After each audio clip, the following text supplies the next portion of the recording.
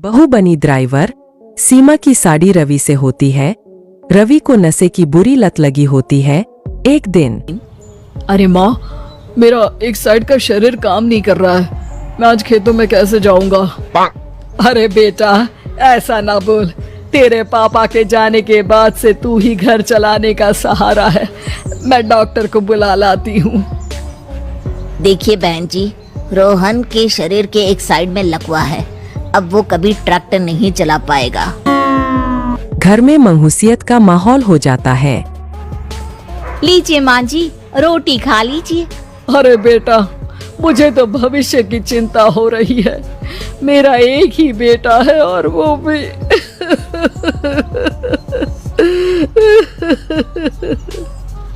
माँ जी, आप चिंता न करें। जब तक ये बीमार है मैं खेत जाकर काम कर लिया करूंगी। वैसे भी नशे के कारण इनका शरीर काफी कमजोर हो गया है।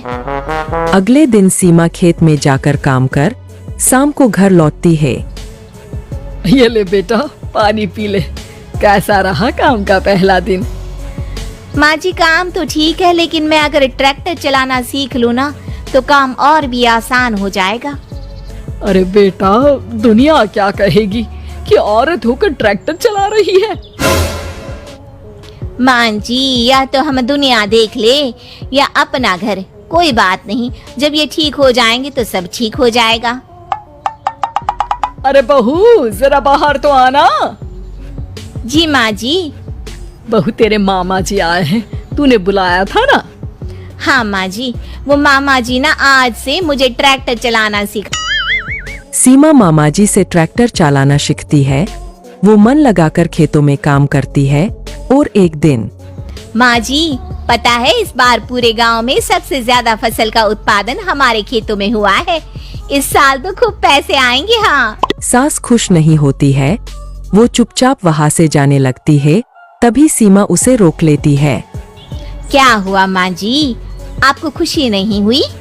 बेटा, आज डॉक्टर साहब बोल रहे थे कि रोहन के ठीक होने के लिए 5 लाख रुपए की जरूरत है। समझ नहीं आ रहा क्या करूं। सीमा शांत हो जाती है। अगले दिन सास सीमा के पास आती है। बेटा, ये मेरे गहने हैं। इसे अपने गहनों के साथ जोड़कर सुनार को दिया। जितने पैसे हो ले आ। डॉक्टर को आज ही देने हैं। सीमा अपने गहने और सास के गहनों को लेकर दुकान में बेचकर पैसे लेकर घर आ जाती है।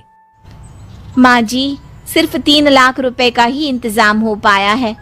बाकी के पैसे कैसे आएंगे? बेटा, अब तो एक ही चारा है, हमें जमीन भी बेचनी पड़ेगी। माँ, खेत बेच देंगे तो खाएंगे क्या? अरे बेटा, कोई दूसरा चारा भी तो नहीं है। रोहन ठीक हो जाए तो वो मेहनत करके इससे भी बड़ी जमीन ले लेगा। सास बहू मिलकर खेत भी बेच देते हैं। अब पूरे पैसे लेकर सास डॉक्टर के पास जाती है। डॉक्टर साहब, ये लीजिए सारे पैसे।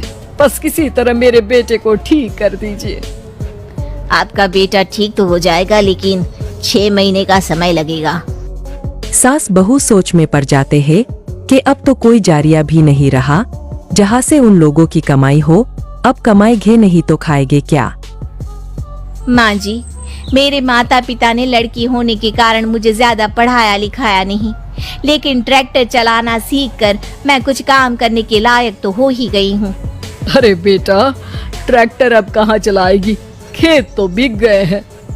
माँ जी, मैं किसी और के खेतों में दिहाड़ी में काम कर लूंगी। कुछ तो पैसे आएंगे ही ना। कहकर सीमा काम करना स्टार्ट कर देती है। जैसे तैसे उन पैसों से गुजारा चल ही रहा था।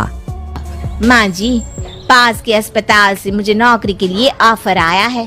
पैसे भी ये 4 गुना ज्यादा मिलेंगे और अब खाने पीने दवाई के साथ हम कुछ पैसे भविष्य के लिए भी जोड़ पाएंगे। लेकिन काम क्या है बहू? माँ जी, मुझे अस्पताल की एम्बुलेंस चलानी है। अरे, तू तो मेरी बहू नहीं, बेटा है बेटा। जरूर जा बेटा।